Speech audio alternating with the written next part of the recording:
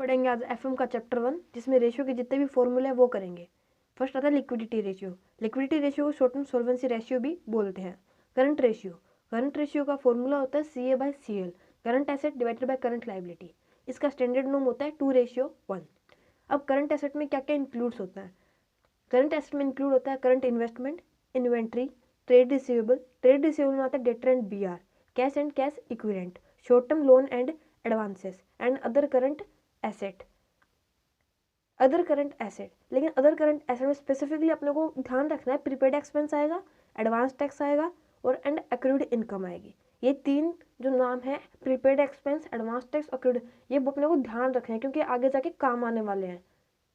Current liability में क्या आता है? Short term borrowing, trade payable में BP and creditor, other current liabilities and short term provision.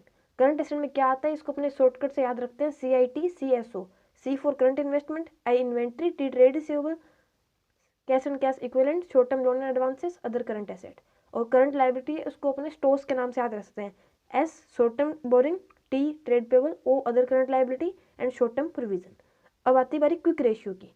Quick ratio होता है quick asset by current liability. Current liability जो अपन stores के नाम से याद की वही रहेगी, लेकिन क्विक एसेट में क्या होता है? क्विक एसेट में अपने इसका मतलब क्विक एसेट का देखते हैं कैसे निकालते हैं। क्विक रेशियो को अपने लिक्विडिटी रेशियो भी बोल देते हैं, लिक्विड रेशियो, और एसिड टेस्ट रेशियो भी बोलते हैं। अपने को कई बार एग्जाम में पूछ लेता है, calculate acid test ratio. Acid test ratio का मतलब क्विक रेशियो ही होता है। इसका स्टैंडर्ड नॉर्म होता है 1:1। क्विक एसेट क्या होते हैं? जो अपन ने ऊपर करंट एसेट याद किए CIT/CSO के नाम से, उनमें से अपने इन्वेंट्री को माइनस कर देते हैं। इन्वेंट्री वो जो कि क्लोजिंग होती है, minus other current asset. Other current asset में स्पेसिफिकली जो तीन नाम याद करवाए थे, prepaid expense, advance tax and accrued income. अब शॉर्ट ट्रिक क्या होती है? अगर क्वेश्चन अपने को बोल दे, अपने को दोनों रेशियो दे दिए, क्विक रेशियो दे दिया और करंट रेशियो दे दिया, और बोले कि इन्वेंट्री कैलकुलेट करो, तो इन्वेंट्री कैलकुलेट करने की एक शॉर्ट ट्रिक होती है। अगर अपने को दोनों रेशियो दिए हुए हैं तो अपने करंट रेशियो का जो भी दिया है, करंट रेशियो में से क्विक रेशियो को माइनस कर देंगे। ऐसा करने से हमारा जो भी इक्वल टू हमें लिखना होगा इन्वेंट्री के लिए वो आ जाएगा। फिर इन्वेंट्री बाय CL कर देंगे तो हमारी इन्वेंट्री की वैल्यू आ जाएगी। एग्जांपल, जैसे कि करंट रेशियो 3 है और क्विक रेशियो 1:8 है। करंट लायबिलिटी अपने को 50,000 दी हुई है और अपने को इन्वेंट्री कैलकुलेट करनी है, तो अपने पहले क्या करेंगे?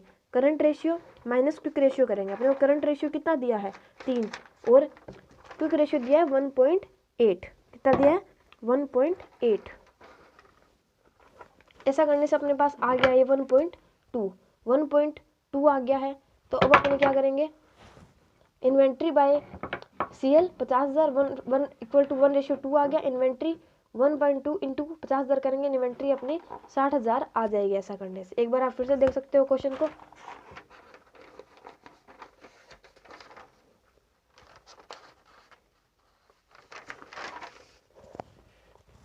अब अपने सेकंड कैटेगरी पे आते हैं। पहली थी अपनी लिक्विडिटी रेशियो कैटेगरी। अब सेकंड कैटेगरी है अपनी सोल्वेंसी रेशियो और लॉन्ग टर्म सोल्वेंसी और लीवरेज। अब सोल्वेंसी रेशियो में क्या होता है? Interest coverage ratio.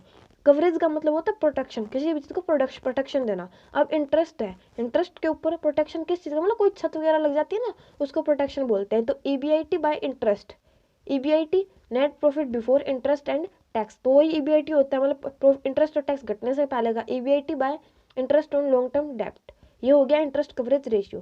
Preference dividend coverage ratio, preference dividend coverage ratio के लिए PAT by preference dividend. PAT का मतलब profit after tax, generally refer to net profit. PAT को जनरली नेट प्रॉफिट भी बोलते हैं क्योंकि उसमें से मेनली इंटरेस्ट एंड टैक्स घट जाता है। तो PAT by preference dividend. Equity dividend coverage ratio बोले तो पैट में से प्रेफरेंस डिविडेंड को माइनस कर देंगे।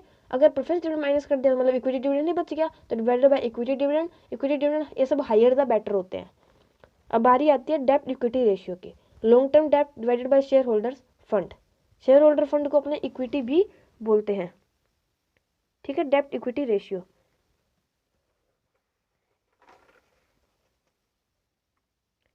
अब गियरिंग रेशियो में क्या होता है? D/E। जो E होता है वो नेटवर्थ पे स्टैंड करता है, नेटवर्थ, ठीक है। और D होता है उसमें सारे इंटरेस्ट बेरिंग डेप्ट आ जाती है प्लस प्रेफरेंस कैपिटल आ जाती है। जो भी जिसपे भी इंटरेस्ट लगता है उन डेप्ट पे वो आ जाती है और प्रेफरेंस कैपिटल आ जाती है। अब शेयर होल्डर फंड जो अपन ने पढ़ा ना, इक्विटी भी कहते हैं उसे, लॉन्ग टर्म डेप्ट बाय। अब जो शेयर होल्डर फंड है उसे इक्विटी भी कहते हैं, उसे प्रोप्राइटरी फंड भी कहते हैं। अब ये कैसे निकलता है?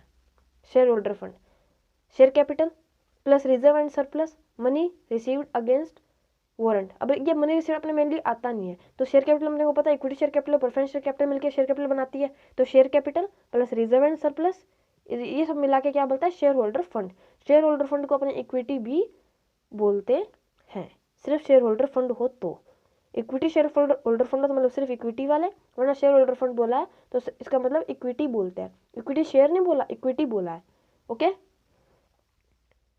अब शेयर होल्डर फंड का दूसरा फॉर्मूला भी हो सकता है। अपन एक तो ये पढ़ा share capital plus reserve and surplus, ये वाला एक शेयर होल्डर दूसरा फॉर्मूला होता है non current asset plus working capital minus non current liability. अब देखो क्या हुआ इसे ऐसा करने से, नॉन करंट एसेट मतलब अपने पीपी वो सब आ गए, नॉन करंट एसेट आ गए। और वर्किंग कैपिटल क्या होता है, सी ए माइनस सी एल, मतलब एसेट साइड पूरी अपनी टोटल होगी। अपने उसमें से अपनों ने करंट लाइबिलिटी तो माइनस कर ही दी थी, वर्किंग कैपिटल माइनस हो ही थी, नॉन करंट लाइबिलिटी भी माइनस कर देंगे। तो जैसे अपने बैलेंस शीट बनाते हैं, अगर अपने करंट मतलब जो भी एसेट टोटल एसेट में से अगर अपने करंट लाइबिलिटी और नॉन करंट लाइबिलिटी दोनों माइनस कर देते हैं तो ऊपर का जो पार्ट होता है शेयर होल्डर फंड वाला सिर्फ वो बच जाता है। इसलिए ऐसा करने पर भी शेयर होल्डर फंड कैलकुलेट हो जाएगा। अब थर्ड आता है डेब्ट टू कैपिटल एम्प्लॉयड रेशियो। ये सोल्वेंसी रेशियो के पार्ट चल रहे हैं, डेब्ट to capital employed ratio, total डेब्ट डिवाइडेड बाय टोटल एसेट, डेब्ट to capital employed ratio. Total डेब्ट क्या होती है, लॉन्ग टर्म डेब्ट प्लस करंट लाइबिलिटीज। क्या होती है टोटल डेब्ट, बोले तो लॉन्ग टर्म डेब्ट प्लस करंट लाइबिलिटीज।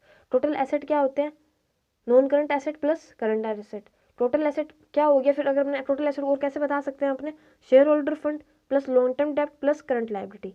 ऐसा क्यों किया, टोटल एसेट के लिए अपने को पता है total liability is equal to total asset होता है। टोटल एसेट कैसे कैलकुलेट कर सकते हैं, शेयर होल्डर फंड आ गया, लॉन्ग टर्म आ गए, और लॉन्ग टर्म डेब्ट मतलब अपने नॉन करंट लाइबिलिटी वगैरह सब आ गई इसमें, तो करंट लाइबिलिटी, तो इन सब का टोटल हो गया तो अपने पास टोटल एसेट भी आ जाएगा।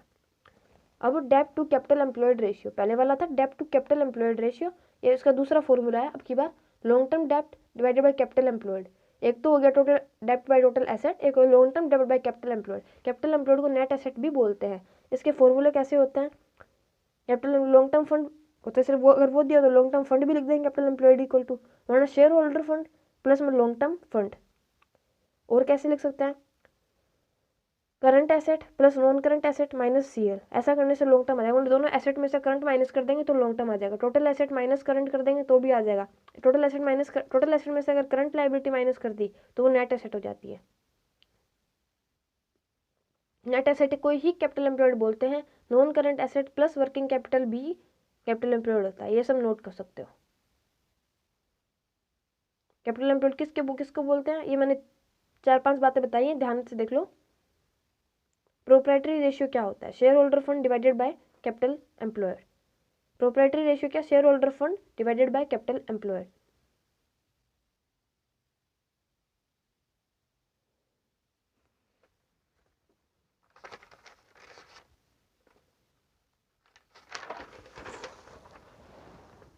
टोटल एसेट टू डेब्ट ratio, total asset divided by long term डेब्ट। It is better to take net asset instead of total asset. ये बेटर रहता है कि अपने नेट एसेट लें टोटल एसेट की जगह, अगर क्वेश्चन में ऊपर बोला है मतलब कि करंट लाइबिलिटी पर माइनस कर देंगे अपने, अगर दी हो तो।